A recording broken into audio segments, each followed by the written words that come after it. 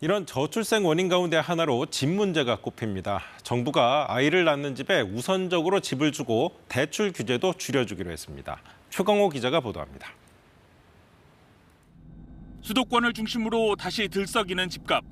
통계청 조사에서 결혼을 안 하는 이유 1위로 꼽힌 건 주거 등에 필요한 자금이 부족하기 때문이라는 답이었습니다. 내 집 장만하는 것과 아이를 육아하는 것, 이 둘을 병행하는 것이 사실 경제적으로 굉장히 큰 부담이 됩니다. 결혼이나 출산을 할 때 집 문제가 걸림돌이 되지 않도록 한다는 게 이번 정책의 골자입니다. 먼저 출산 가정을 위한 신생아 우선 공급이 신설 확대됩니다.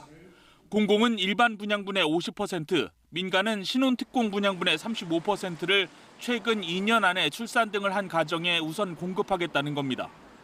이들을 위한 주택 공급량도 기존 7만 호에서 12만 호로 늘렸습니다. 특히 수도권의 경우 그린벨트 해제 등으로 얻게 되는 2만 호 물량의 최대 70%를 신혼, 출산 가구에 공급하기로 했습니다.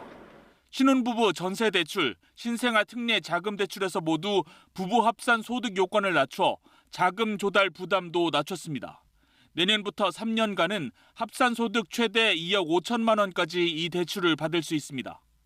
기존 자녀 세액공제는 각각 10만 원씩 늘어나고 혼인 신고만 해도 세액공제 혜택을 주는 결혼 특별 세액공제가 새롭게 도입됩니다.